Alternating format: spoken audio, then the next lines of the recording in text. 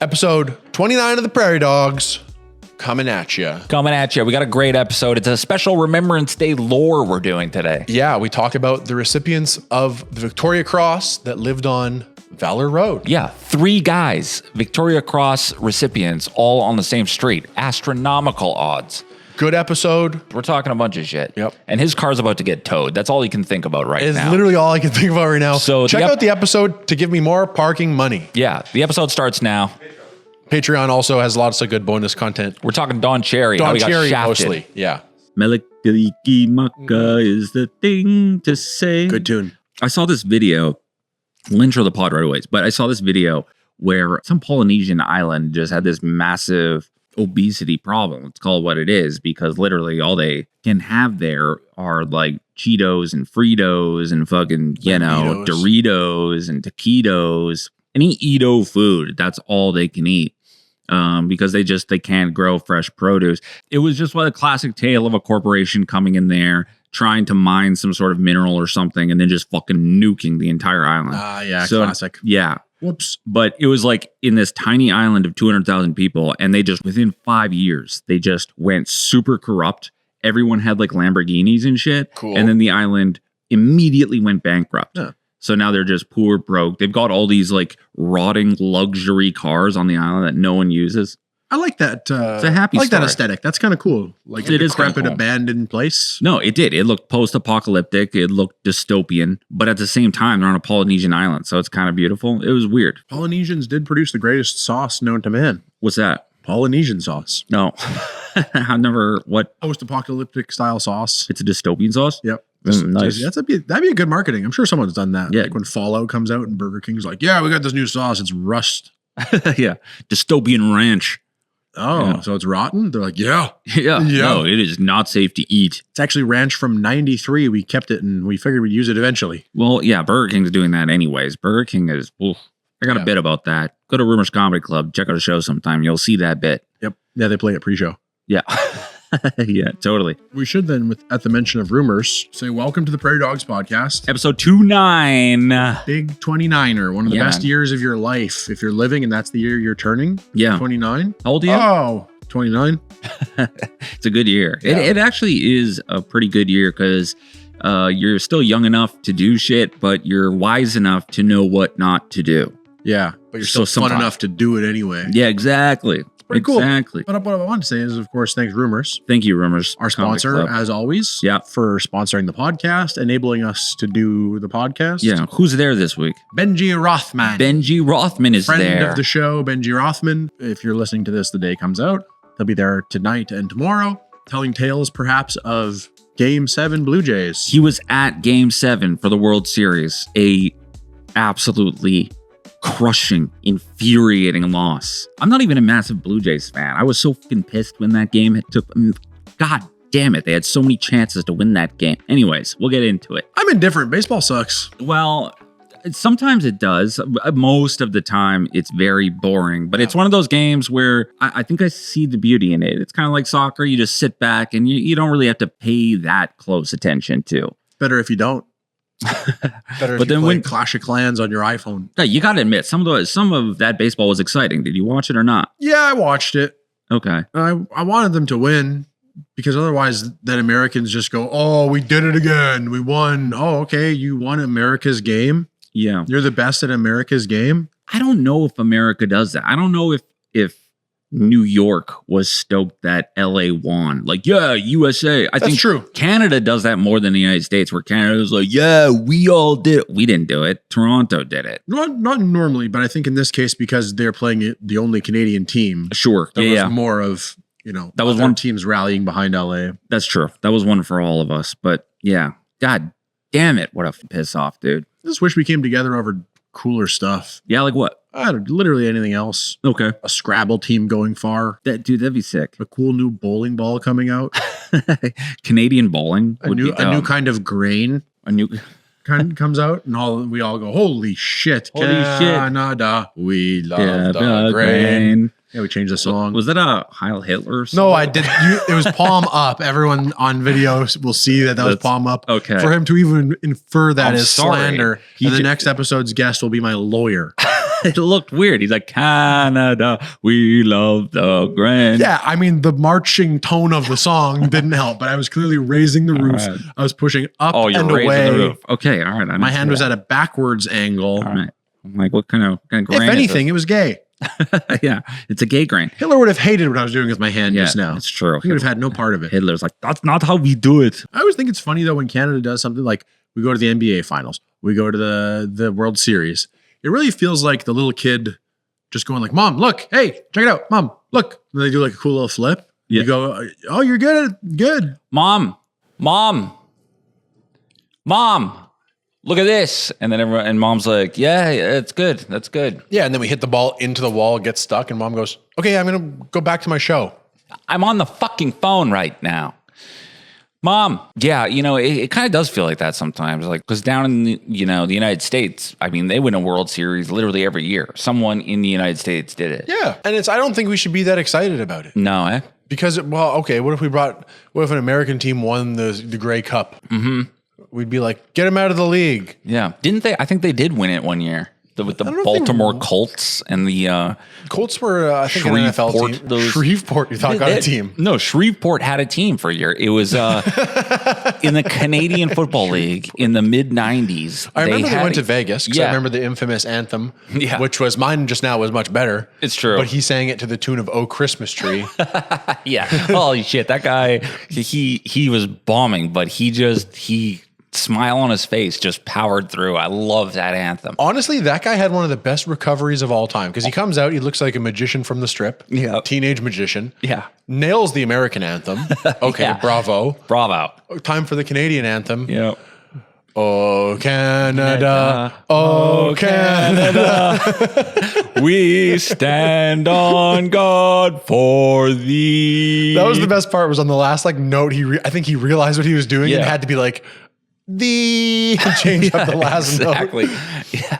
But they had him back and he nailed it. Yeah. And he was very apologetic. He was like, I feel horrible. Yeah. I'm like, don't feel bad. That was fucking awesome, dude. Because you can see after the first 3 words, he has this look on his face where he's like, oh, Canada. And he knows he's fucked. He lost the melody. He has no idea how this song goes. And then all of a sudden he just locks in. He's like, all right, we're doing it. Oh, Canada Tree is happening now. And he just powered through. One of the greatest anthems of all time. Honestly. Pretty good. For a second, made me go, should we change it to that? Should we change it? Not a bad idea. Because Oh Christmas Tree is a banger. When does an anthem get changed? Yeah, I don't, maybe... You need something crazy to happen. Yeah, like Germany, circa 1940. They had to change that anthem. Like an insurrection on the capital of some kind. Yeah, totally. Maybe in a couple of years. Canada is now a military society. Mentions military. Mentioning military in the anthem would be cool. Yeah. That would be an alarming sign of times changing. Yeah, you're like, okay, I think we know what's going on. But anyways, back to CFL. They had those years. They had Baltimore had a team. Shreveport, Louisiana had a team, Birmingham, Alabama had a team, and Las Vegas had a team. And I'm pretty sure Baltimore won one year. So there was a year where Baltimore won the Canadian Football League championship. That was a low point for us. Doug Flutie and the Calgary Stampeders just trying to make things a little more respectable. There's no doubt about where the Grey Cup is headed.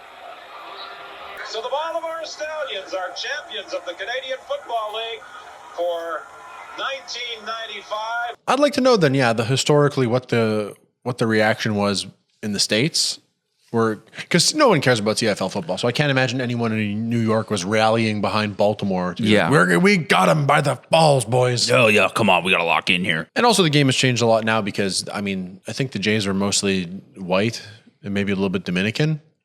Yeah, the Dodgers are just Japanese. The Dodgers are 90% Japanese now. Yeah, perhaps one good free agent would be like Mothra.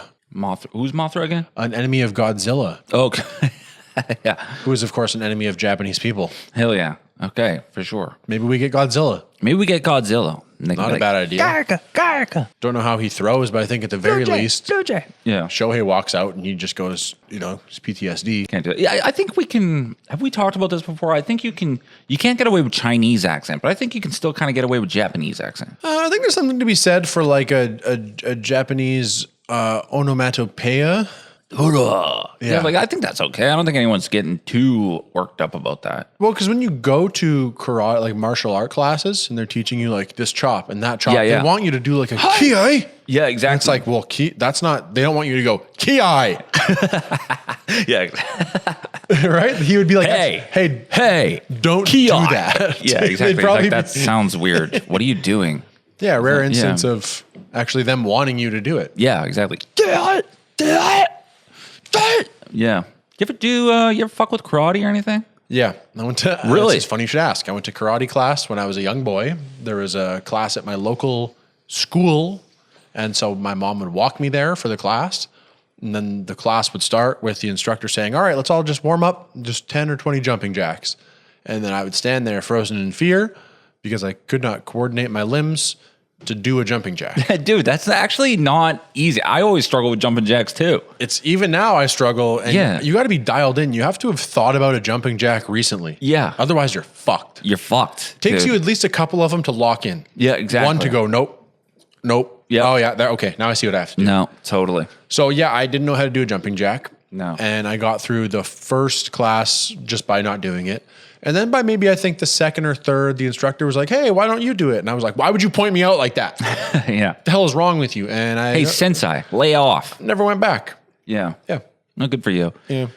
Jumping jacks are that's tough. That's why I never drummed either. To sync up my legs and my arms at the same time.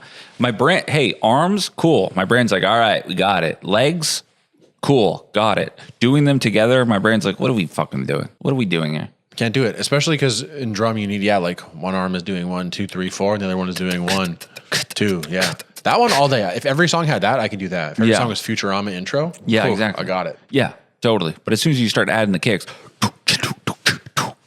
I can't. No, I'm out to I don't. lunch. Why we have drum pads? Why do we still have drummers? I don't know. AI is gonna get rid of drummers pretty soon. Drummers, you have 3 months left for anyone on a drum kit, and then it won't even be fun anymore. Yeah, start learning how to plumb. Yeah, totally. AI can't unclog a toilet yet. Plumb sounds weird as a solo word. Plum? Plumbing, all good. Plumber, rock and roll. Plumette, female plumber, sure. But just It's plum. Plum? What do you do for a living? Plum. Yeah, me plum. That's true. No one actually says that. They always say, I'm a plumber. Yeah. What do you do for a living? I'm a plumber. Okay, but what do you do? Plum. Yeah, that is weird. Plum. Anyways, that's the podcast. Plum. Plum. What do you do for a living? Paint. What do you do for a living? Carpentry. Painter. Carpenter. Carpent. Yeah, there it is. Yeah. Carpent. A carpent. Anyway, like I said, I'm Jesus. I have a toothache. Right now? Yeah. Oh, shit. Presently and previously. I'm on my wisdom tooth. And I went to the dentist. I had an appointment, luckily. So I went in and I said, hey, I hurt back there. My wisdom tooth. And she looked at my x-ray, I guess, and she was like, oh, I don't think you have a wisdom tooth. And I said, huh, that's interesting. Well, my last tooth then, the back one on my bottom, that one hurts. And so she said, okay, we'll take a look. And I opened my mouth and she kind of looked back there and she went, oh yeah, on your wisdom tooth here. And I went, what the fuck? That's what I said. Quit trying to mind fuck me, dentist. Taking credit for my work. Yeah. Like this is the hygienist. So the dentist comes in and she's like, he's got a wisdom tooth. And I'm like, I said that. If she gets anything for that, don't give it to me. Yeah. She's not a genius. So she said maybe sometimes stuff gets like stuck in there or it's whatever. So she said, we'll clean it out real nice and whatever. I said, okay. And then the dentist came in, who's the real guy, respectfully. Sure. Although the hygienist does way more work. Oh, yeah. They clean, 100%. they brush, they're chatting you up. And then this guy comes in, which, despite being the real guy, he comes in and she says, yeah, he said that he's having some issue with his wisdom tooth back there. And he kind of looks and he goes, yeah, that's the thing with those ones. Sometimes they get infected and then it goes away and it gets infected and it goes away. All right, I'll see you next time. I kind of looked at her like, what just happened? What just happened? I paid $200 Do I pay for that? Yeah. Is that part of, is that going to be on I want an itemized receipt because what the fuck was that? What was that? Why did that cost so much? He said 22 words. Yeah. I just paid $10 a word from this guy and he gave me 0 answers. When they say that women get paid 30% less on average, I think most of that is averaging from these dentist dickheads. Yep. Making 400 times more than the hygienist that cleans my mouth. 100%. Dentists and doctors, they are woefully out of sync with the nurses. Like they're making way more money and they're doing way, way less work. Way and not uglier? my dentist. I will say for the record, Dr. Jenny Gill, fantastic dentist. Sure. She changed my life, this dentist. But other dentists, they're not, I mean, they come in there, they look at the x-ray and they're like, yeah, all right. Yeah, all right. Yeah. See you in 2 months. And then boom. That's more. $220. That's 500 times more than my guy did. It's crazy. He acknowledged what I said was wrong and just said, yeah, that's crazy, bro. Yeah. It's like, He dude. just left. Yeah. Okay. Dude, that's fucked. See ya. Yeah, honestly. You know, dentists have like the highest unaliving rates, suicide rates of any profession. Suicide. Suicide. Yeah, probably because I got to look in my dirty fucking mouth all day. You think so? Maybe. Or don't they know. know they do nothing. It's strange. Maybe. They're guilty about making so much money for just walking in and being like, oh. Yeah. Like you said though, some are good because I went to a dentist for much of my childhood that made me hate the dentist. Yeah. Because he would always make my shit bleed. He didn't know how to put on had dental dams snap in my mouth where it was like, oh, that should not happen, right? Yeah. And then he's like, yeah, doing all kinds of wonky shit. And now I go to this place and they're like, great, the cleaning is harmless and the dentist, albeit doing nothing, he told me I have no cavities, so that's good because Doesn't smell. it smells great, in fact. Yeah. Last place I went to, I think the last time I went to the dentist, he's like, you got a couple of cavities, we'll take care of them, yada, yada. I said, Yeah. never. And I left and I didn't go to the dentist for like 2 years. Mm-hmm. Went to this place when I started going back again. And like the first visit, they were like, oh, no, you're good. You don't have any cavities. Yeah. So that cocksucker was going to drill me for 2 cavities just to fucking bill me for it. Yep. I want to break his legs. Yeah, he's bored. I don't think he's needs bored. money. He just wants money. He wants me to fund his fucking Jets tickets. Oh, yeah. It's a scam.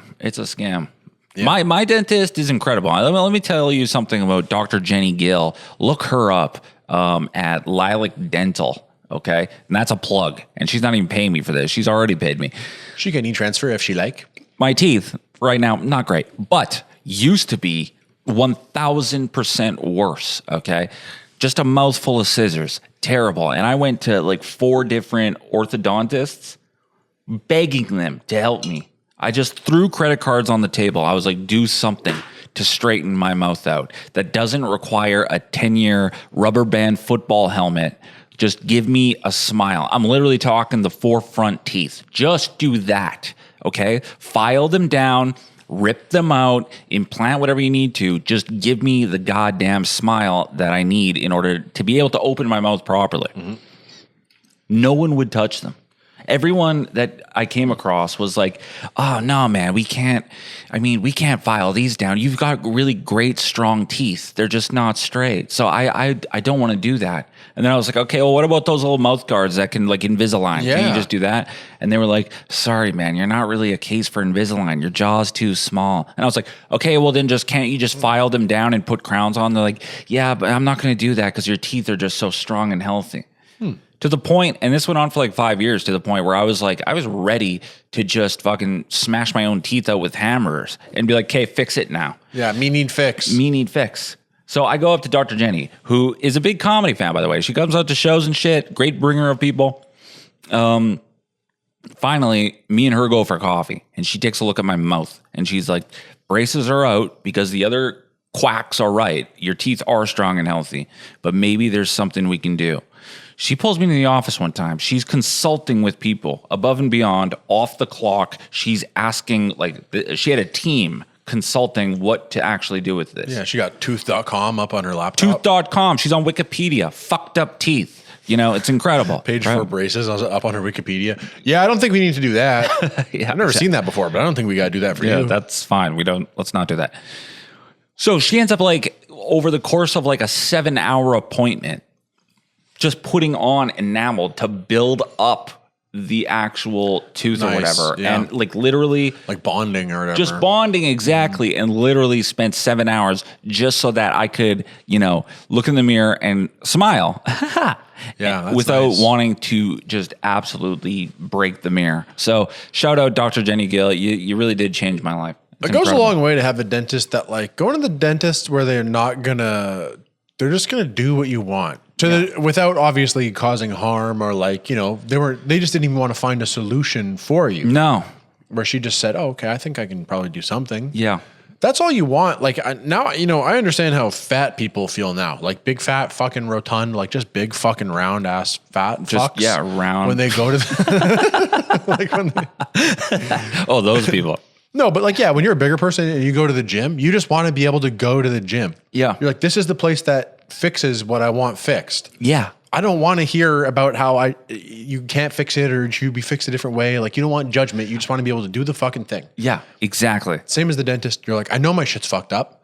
I don't need you to tell me that. I know the diagnosis. What's the solution? Yeah, exactly. What's the treatment here, doc? Dude, the amount of demoralization out there is insane, because even for those fat people, back in the day, I was a lot fatter than I was. Mm-hmm. One thing that used to demoralize me is like, you'd go online sometimes and you'd read like, let's say you got a plan, right? Like, oh, I'm just going to, I'm going to walk for, 15, minutes a day. And I'm just going to skip, I'm going to switch to zero soda, right? Little things like that.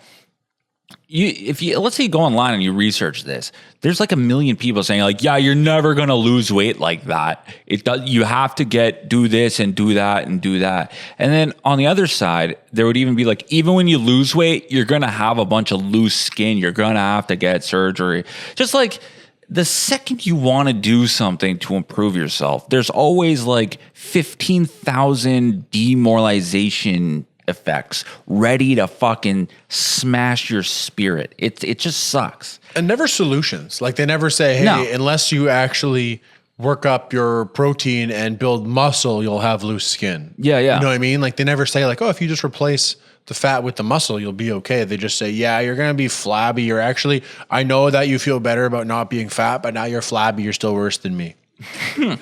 You're like, what the hell, dude? No, exactly. Yeah, I don't even want to be the same as you. You sound like you suck. No, I'm still better than you though, because like even though you lost 100 pounds, like you're just gonna gain it all back. Like that's a big one in the weight loss community. Yeah. Like, dude, no, man, that's never gonna stick. You're just gonna gain all that weight back. Says who? Yeah. We'll cross that fucking bridge when we get to it. Precisely. It's insane, man. People need to be more positive. And that's why we were saying about the dentist. It's nice when, you have a dentist who's like, yeah, you know what? I'm going to take the time and I'm going to make you a project. That's what Dr. Jenny Gill did with me. Just spend some time on me and help me out and be encouraging. Yeah. I mean, you wanted to be a dentist, didn't you?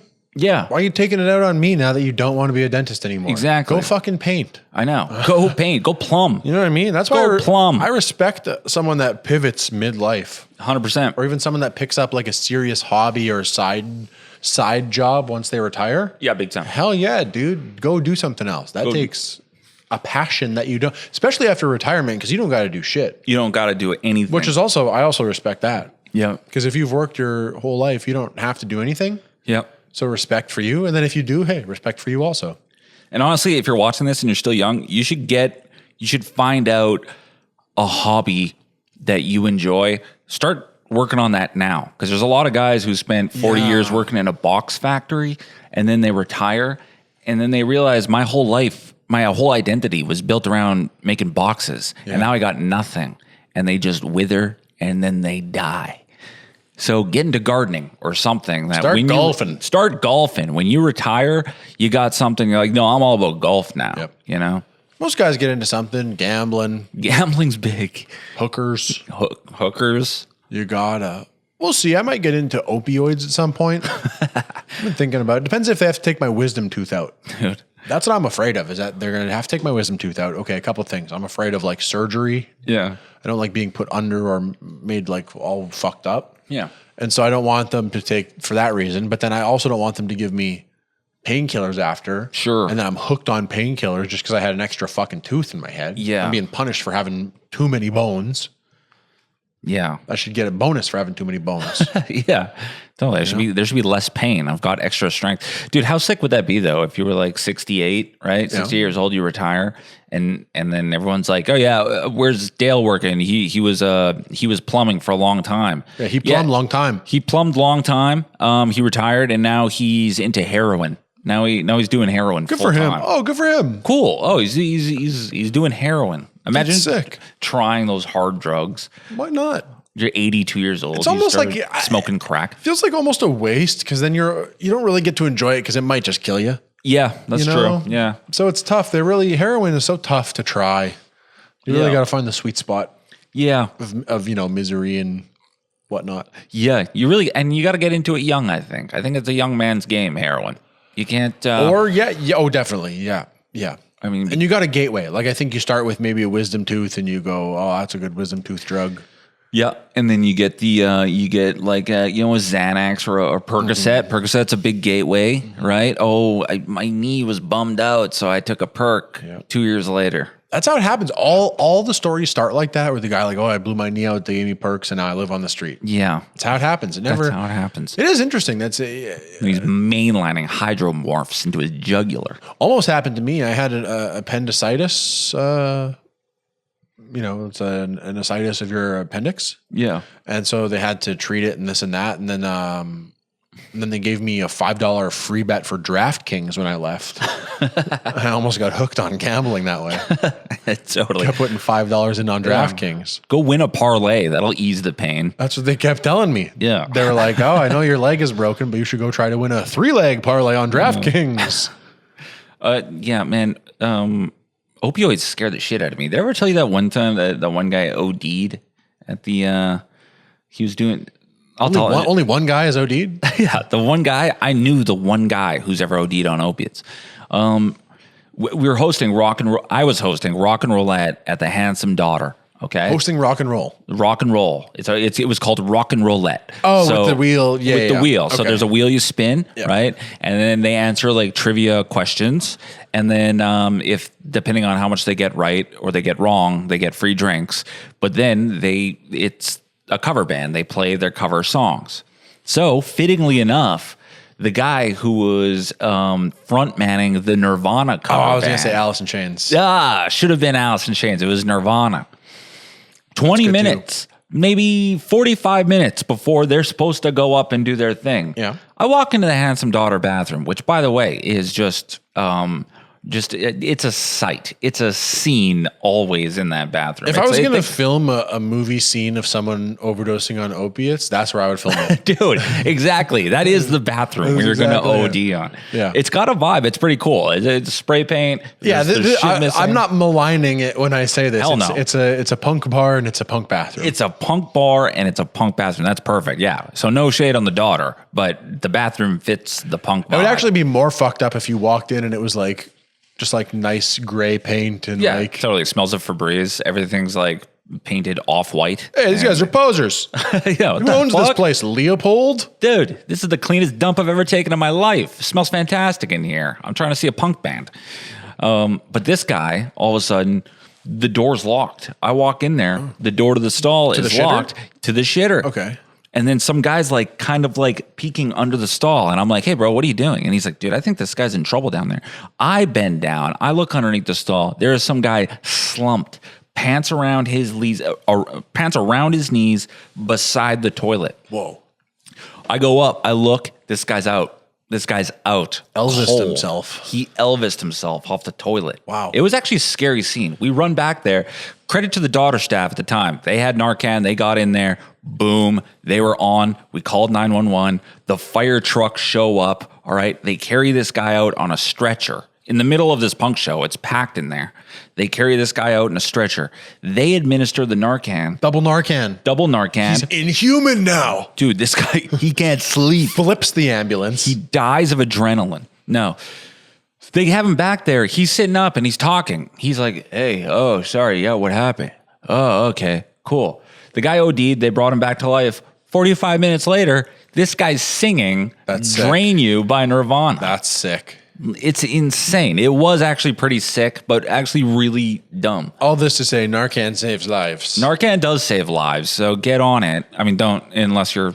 Don't just do Narcan. Don't just do Narcan. But get on keeping it somewhere where you can have it. Keep it handy, but just don't do Narcan because you're bored. Yeah. But do methadone because you're bored. It was it was one of those like rock and roll stories that seems really cool in your 20s, but when you're in your 30s, like that was a very unnecessary risk and that was dumb. It is funny what triggers you to like I was thinking about that the other day, that when I stopped drinking, that it wasn't like, I had many instances in my younger years of having drinks at like, going to a house party or whatever. Like one instance, I went to a house party, drink. My dad was like, yeah, you can bring the car to the house party. It's no problem. I'm like, great. I'm responsible. So I drink so much till 3 a.m. or whatever. I'm going to crash at my buddy's place. I wake up, it's like 8 or 7, and my dad's calling me to be like, I told you to have the car home in the morning so I could drive it to work. And I'm like, oh yeah, shit. I'll be there. It's luckily 2-minute drive from my buddy's house. So I get in the car and I'm like, oh, I'm fucking still hammered in the morning, which is like insane. If you ever experienced this, to still be drunk. I was like, this is fucked. It's weird to be drunk when the sun's out. That's what it is. That's exactly what it is. When the sun's rising and you're hammered, you're like, this is not how it's sunrise. Yeah, it's not supposed to be like this. Yeah, so I get home.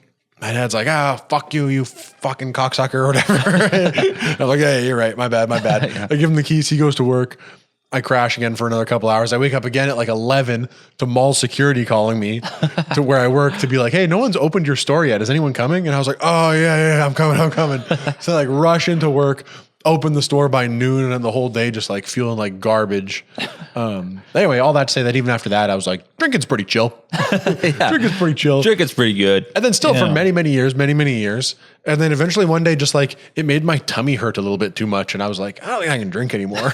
Like that's what did it. That's how it goes, man. Where I'm like late 30s, you're 18 years old, like I said. 18. And like, I don't know. Now it really is a cliche, but the older I get, like, man, just staying at home doing nothing is literally at the top of my fucking list every night. Is just being as boring as possible, because we've done it all. We come in the comedy scene. We've drank all the drinks. Yep. We've done all the things. We've had all the good times. Yep. It's been, now the good time is, a new adventure, a new YouTube video. Oh man, and they keep coming out. Yeah. YouTube's crushing it. A lot of content on there. For example, on the Prairie Dawgs YouTube channel, you can subscribe. You can subscribe right now. Subscribe to the YouTube channel, honestly. Yeah. Hello and welcome to the ad read. Hello, it's an ad. You can tell because of how we have to disclose that. Yeah, that's how you know it's an ad, because we said it. But it's a fun one for Lucy's Comedy Club. Big show's coming up here. What's coming up? Oh, Andy Noble hosts a show called Friday's Finest. Hell yeah. Like a fine bottle of wine, like a fine Chardonnay, like a fine... Yeah. Like a fine-ass piece of meat. Hell yeah. And it's Friday, so you can just drink the whole bottle and drive home. There you go. Yeah. In your Lamborghini. Yeah. I am driving in the Bugatti. So come to the show. There's a lot of great comics. There might be some special guests, heavy hitters, headliners, stars of television and film. This guy. 2 thumbs pointing at myself. Hell yeah. But I've said it before. It's like a great community center type vibe over here. We're building something fun, and you're not going to be able to get tickets once it starts selling out if you're not in on the ground floor. Very true. Get in now. This is like Bitcoin. It's too late for you now. It's too expensive. But if you get in now, then you're in now. Yep. Check it out. Lucy's Comedy Club, Finest Friday. It's going to be a good time. Where do you get tickets for that? Lucy'sComedyClub.com. Hey, also, join the Patreon. Join the Patreon. We have a Patreon. This is week 2 of Patreon. Little bonus content that we're throwing up there. We got a couple of subscribers already. They're rolling in, so there'll be more bonus content. I think we're going to do a track by track of that album that we spoke of last week. Broken Summer, Stage 5 Clinger. So we'll see how close he actually is. Yeah, I've never heard this album before, but so there'll be a fun track by track. That'll be on the Patreon for Page Daddies only. Hell yeah. That's the benefit of being on Patreon. You no longer get called a T-boy. Yeah. You get called Page Daddy? I don't know, premium T-boy? Premium T-boy. VIT boy. VIT boy, that's not bad. We'll figure that out. If you're early enough on Patreon, you can help us decide what you're called. Hell yeah, totally. And we'll drop your name. We'll make you famous. Yeah. All right, so sign up for the Patreon. We got bonus content on there, and it's going to be a good time. We're building an army. Enlist now before you're conscripted. Thanks for joining. I'll get my laptop. My laptop. That could catch on. Laptop.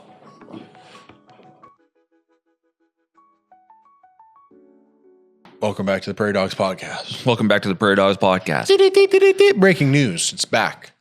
The same podcast you were just listening to. Breaking news. It's still on. ticker. Podcast still in progress. Yep. That's how you know you're still listening to it, because every 5 minutes we go, this is a Prairie Dawgs production. It's still going. Damn, son, where'd you find these? Yeah. Anyway, the lore begins this week for maybe 2 weeks worth of Remembrance Day themed lore. Oh shit! Okay, Veteran cool. style respect to our armed forces, etc. Honestly, I mean, we spent all of Spooktober. Sorry, not allowed to say that, but we spent most of Spooktober talking about scary shit, and Winnipeg has a lot of scary stuff built into the city. What we also have, though, is just a incredible, rich history of war heroes and sick battle stories. This is a very military society, city that we live in. Yes. I can't fucking talk. You know what I'm trying to say, though. You know. Hey, you know. You know. Yeah, tons of cool heroes, et cetera, et cetera. Yeah. I'd love to find a cool like dog or something from the war in a previously lost to the vault episode that maybe we'll revisit.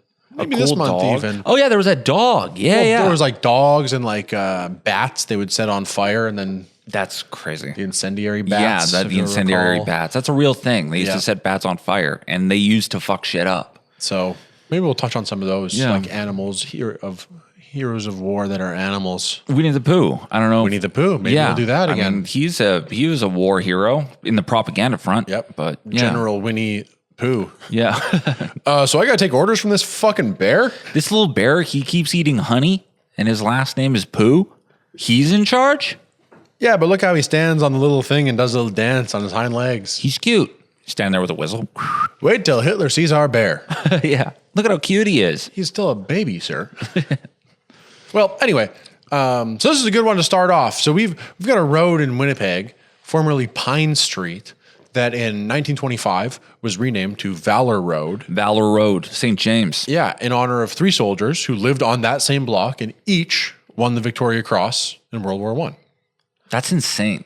It is pretty wild considering when you see the length of it's not a super long street. No. It's you know No. it's street length roughly. Yeah, it's literally one street among thousands of residential streets, and 3 war heroes came from this one street. The numbers of that are astronomical, actually. Yeah, and to be clear, not just war, like not just veterans of war. These are war heroes honored with the Victoria Cross. Yeah, yeah. So it's not just it would be enough if there was a whole. Well, I guess it wouldn't be in this era. Of course, there were so many young men going to war. I don't think it would be bizarre for there to be 3 veterans on the same street, especially in these densely populated areas. Totally, but 3 decorated war heroes is heroes. pretty.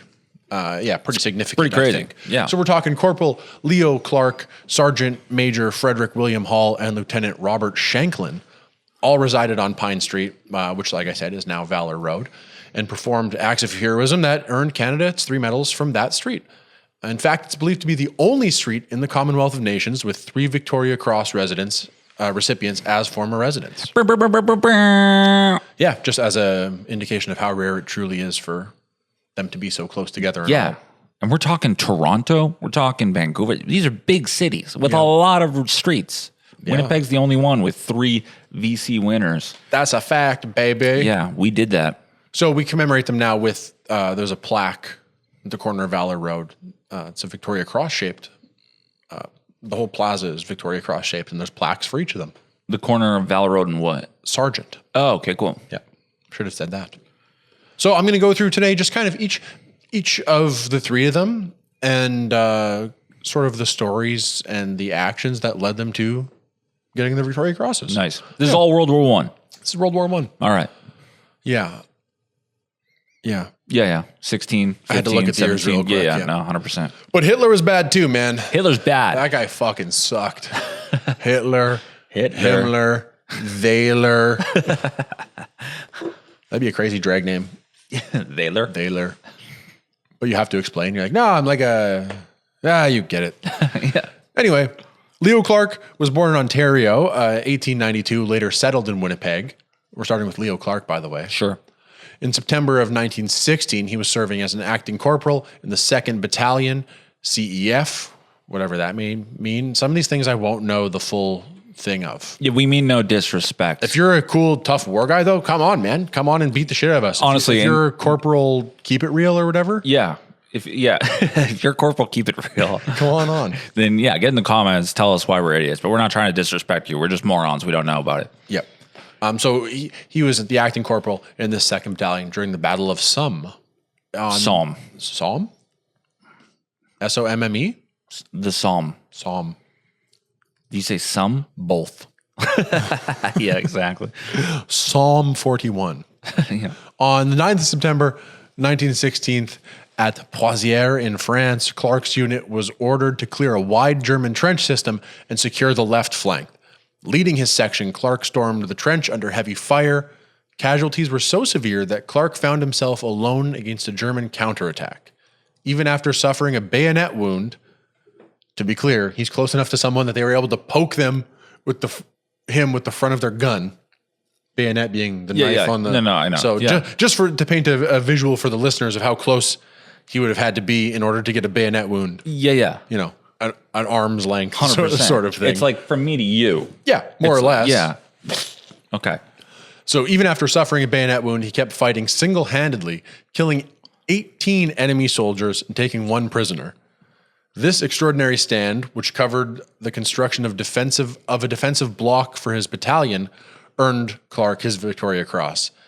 His citation notes, he boldly advanced under intense fire, emptied his revolver, and captured a German officer, then chased the retreating troops, shooting several more.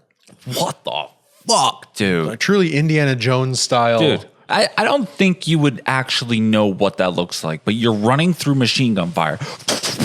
All your boys are dropping beside you. You get in the trench. Some guy guts you with a bayonet. You go, ah! And now you're just blasting guys. You kill 18 of them. You take a guy prisoner. You're holding a gun to his head. There's guys advancing. You're still taking a rifle. You're dropping troops while this guy's paralyzed. That is John Wick shit, dude. Yep. Incredible. Yep. So these are the deeds for which he was awarded the Victoria Cross. He was gravely injured by shell fire on October 5th, 1916. So just under a month later, died of those wounds soon after. Throughout the war, Clark had been a Winnipeg resident, and after the renaming of Pine Street in 1925, his heroism became a part of the Valour Road lore. All 3 of their medals are now in the Canadian War Museum. Nice. And a heritage moment, of course, has been 100%. You know what I read? You know what they used to do? What they used to do is put their machine guns at the end of the trenches, right? Because when you have a line of troops running, if you're just gunning them and spraying them from head on, it's like it's not as much surface area. But if you put it from the side, you're kind of just gunning the whole line. You can just kind of go it. So they used to just wave after wave, just be murking human beings like it was nothing. Well, they shouldn't have been French. World War I was so fucked. It's crazy. They were just taking turns killing each other. Yeah. And they really, and I don't mean to jump the gun, but they really, if you look at the front line, because guys on YouTube have made like what the front line looked like throughout the war.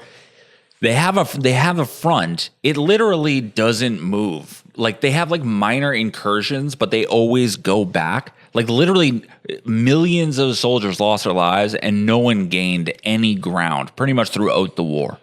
Yeah, we were just having fun out there. Yeah, we were just having fun out there. Love of the game. It's insane. Yeah. Love of the game. It's not like World War II where Germany invaded the whole world and then got shrunk down. World War I was literally just a straight line and they just took turns blasting each other. That's why I think war reenactors are such dorks. Why? Oh, yeah, it's fun. What are you talking about? These are horrors. These are horrors. These are unspeakable horrors. Literally. Oh, yeah, I'm a 9/11 reenactor. Yeah, get real. Totally. Stop it. Let's reenact some atrocities. Yeah, me, I'm a tragedy reenactor. Yeah. Hey, come to my house this weekend. We're reenacting the Charlie Manson murders. Yeah, come on over. We're doing the Saskatchewan sex cult. I'm the leader. Yeah, totally. Anyway, those guys are fucking dorks. The Gettysburg, that seems like it'd be okay. What's the address on that? The what? Gettysburg. What's the address on that? 1, 2. Like the Gettysburg Address. Oh. That's pretty good. All right. Well, that's the horrors of war, folks.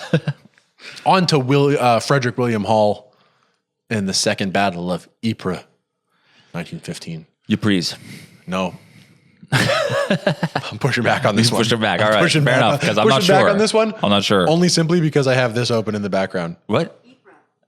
Oh, shit, dude. Okay, never mind. I've been saying it wrong this whole time. I pulled up how to pronounce that because I was scared. Ypres. And to be fair, the AI could be lying to us, right? No, maybe, but I'll take Google's pronunciation over mine. Oh, shit. That's a mind fuck. Okay. I was wrong my whole life.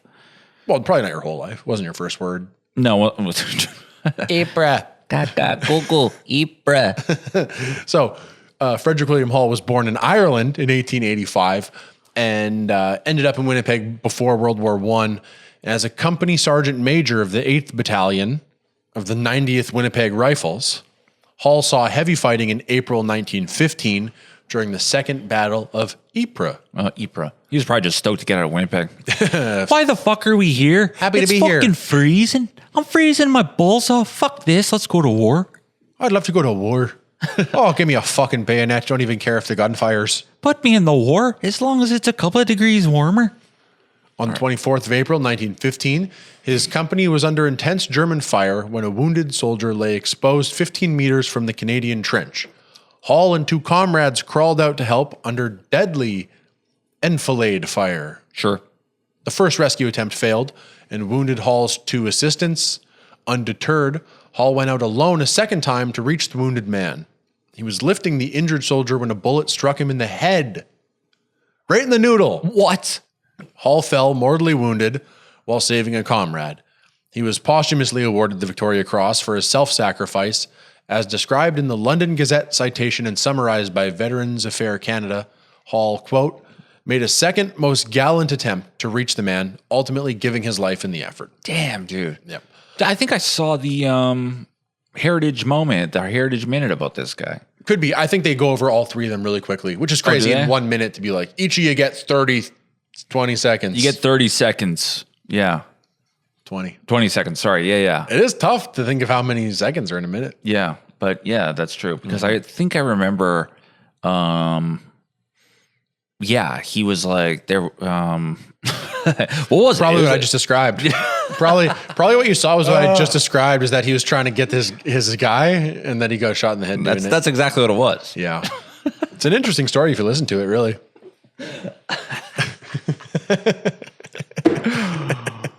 So murder you. He was killed in this action, has no known grave. No known grave. Which likely means they weren't able to then recover him. If the gunfire was so intense, he was only barely able to recover. Oh, yeah. Okay. Yeah. So his name is inscribed on the Menin Gate Memorial to the Missing in Ypres. Like Clark and Shanklin, Hall lived on Winnipeg's Pine Street, of course. In fact, Hall was one of 3 winners of the Victoria Cross who's, I've covered this many times. Totally. It says the same thing twice. So on to Robert Shanklin. Man, that's pretty dope, though, to touch on Hall. These are all men that were, sorry, go ahead. No, cut you off. Yeah, another thing we don't realize, too, is like, I think most of these guys were between like 18 and max 23, 24 years old. Yeah. So, 15. Looks, okay, I guess 30? he was 30 years old. 30 in this case, but that's like, I think that is one of the older ones. I mean, we could be wrong instantly in this case, but we'll see. That guy's 20. That guy's 30 something. 92 to 16. That's 4 years, 7 more years onto him. So if he's 30, he would have been 23. Yeah, 23.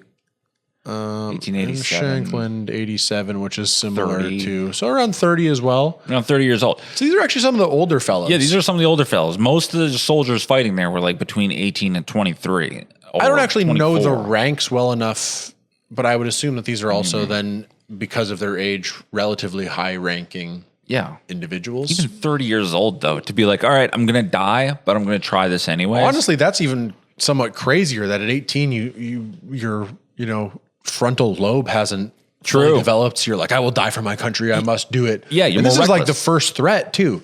When World War II comes around, you almost understand more people being like, fuck the Germans, not again, never again. Yeah. We're going back, right? 100%. On the First World War, it's kind of like, how do you get sold on the idea of being like, hey, you might have to die for your country? Yeah, And totally. you're like, country's 30 years old. The fuck are we talking about Yeah, here? exactly. Yeah, totally. Hey, let's try something new. Yeah, Time for a new anthem. Yeah, exactly. Dude, Oh, Canada. Oh, Canada. You know?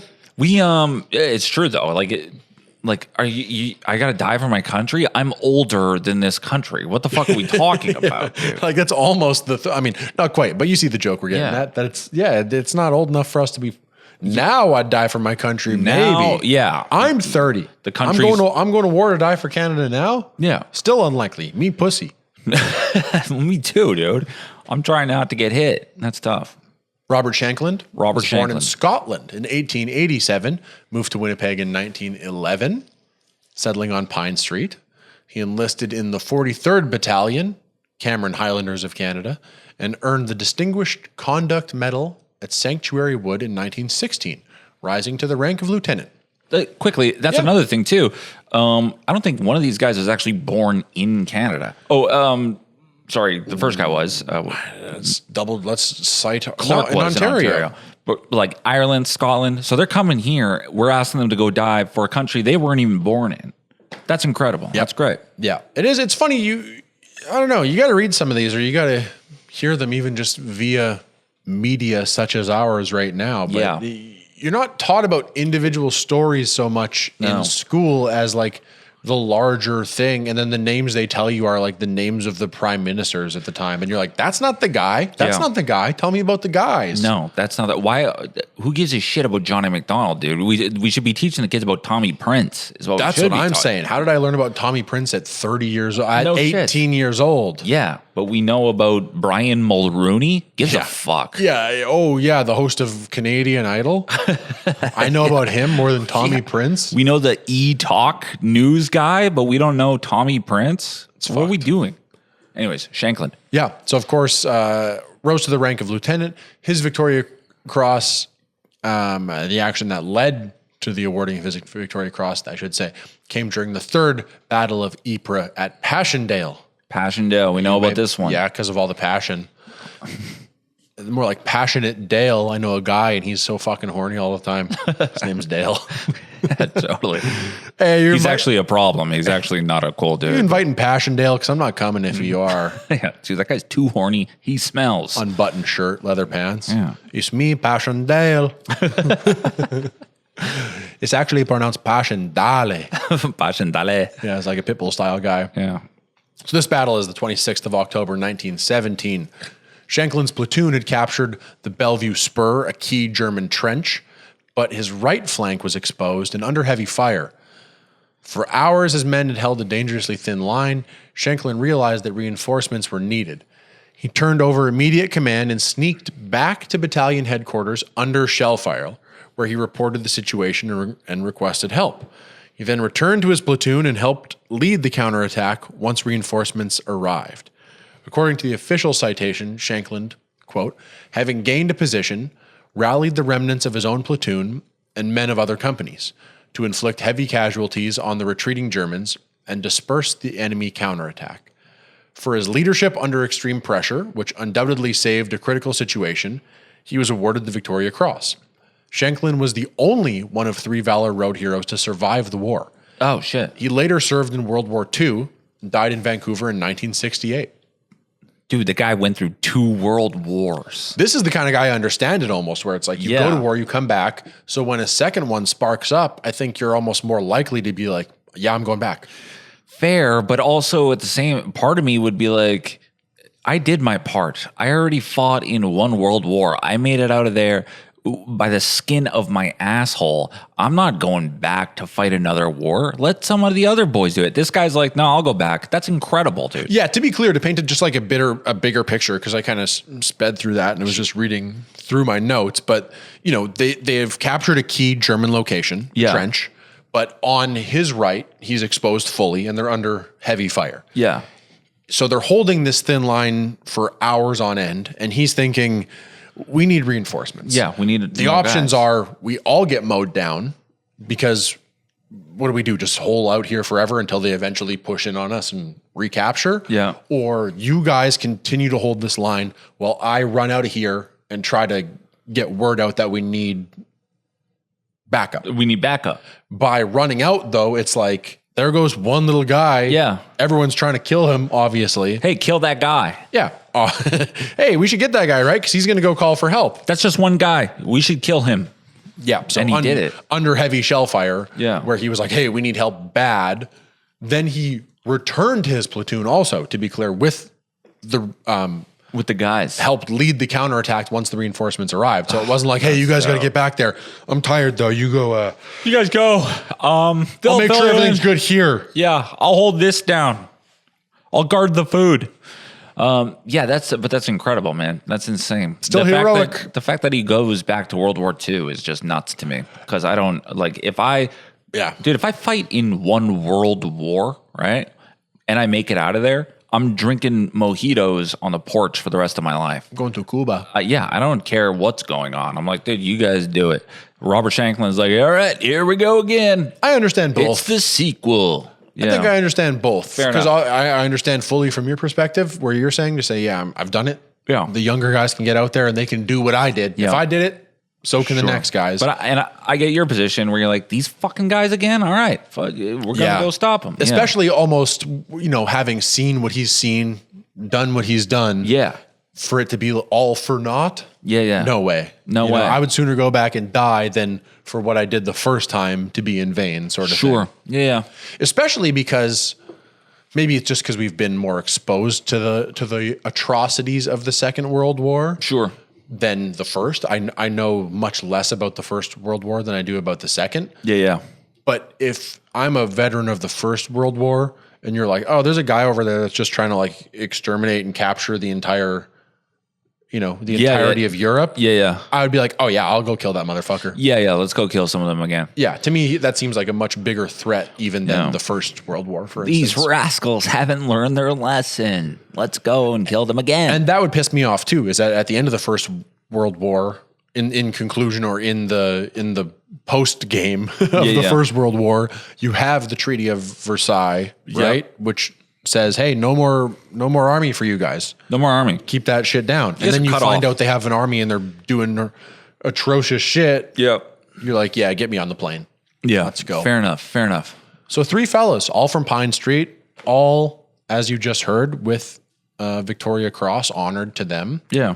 2 posthumously. 1 was able to actually physically receive his award, which is nice. But So maybe this Remembrance Day, you take a stroll or drive down to St. James, and you just turn down Valour Road and you drive up to Sargent, and maybe just turn the radio down and think that about 100 years ago there was 3 young men living on that block who would do big things for the lives of their brothers in this country. Get out of your car. Don't just stop. Get out of your car. Go look at it. Take a walk. It's a Victoria Cross shaped plaza. Yeah. And there's plaques and things of that nature in their honor with inscriptions. Yep. Check it out, because it is crazy to see. Then also take into perspective how long Valor is, and to understand that on top of the 3 men that have Victoria Crosses, there's likely a dozen other men from that street that went to war. Yeah, man. Especially because of how densely populated that neighborhood is. Yep. I don't have the statistics to back this up, but I'm led to believe that there's probably a good density of men from that neighborhood that did go to war. Yeah. But for 3 of them from the same street that didn't know each other, from what I can gain here, all were in scenarios where they were like, I'll die. Yeah. Or I'm willing to. Yeah. That's the equivalent of like me and some guy named Greg and another guy named Craig from my apartment block. Yeah. Going to World War III, and all of us doing acts of heroism that like really just laying our lives on the line, all coming from one apartment block. Yeah. The numbers of that would be insane. Yeah, it's like me, you, and Tim all showing up at the long walk. Yeah, Like, where are you from? No fucking way. What You're doing the long fuck, walk? dude. Holy shit. Little Dude, pizza heaven, dude. That's crazy. That's crazy. Dude, you think Hitler's bad? Yeah. I'm going to kill Hitler. That's crazy. No way. It's going to be crazy if we all get over there and all do some heroic shit. Dude, I saved your life. You saved my life. On the way they're plotting, okay, so when we get over there, I save your life right off the bat. You're going to die. Yeah, it's going to be sad, but I'm going to vouch that you did some big, big shit. Big shit. I come in, I get domed. No biggie. Wife's a bitch, got 2 kids, don't even love them. I get the medal. You, though, you got to vouch that I did that.